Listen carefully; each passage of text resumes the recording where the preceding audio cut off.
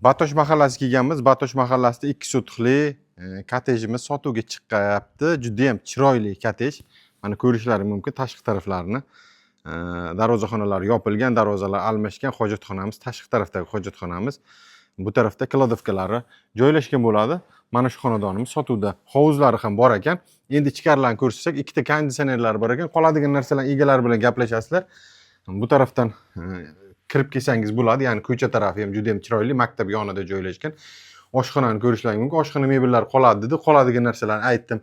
Egalar bilan gaplashasizlar dedi. Endi ichkarilarni ko'rsatadigan bo'lsak, asosiy eshigimizdan kirishimiz bilan ikkita tarafida ikkita xona joylashgan bo'ladi. Remontlari yaxshi holatda turibdi. Bu tarafdagi konditsioneri, boya aytganimdek, bu tarafda yana bitta xonamiz. Bu yerda отоплениялari yaxshigina ishlaydi. Bu yerda esa spalni xonamiz joylashgan ekan. Va sanuzillari bu yerda joylashgan bo'ladi. Mana shu xonadonimiz kimni qiziqtirsa qo'ydi va narxi keladigan narxini 470 million deyishmoqda. Ozgina sunnatga o'tib beradigan joy bor. Kelib savdo qilib bosyarsangiz bo'ladi.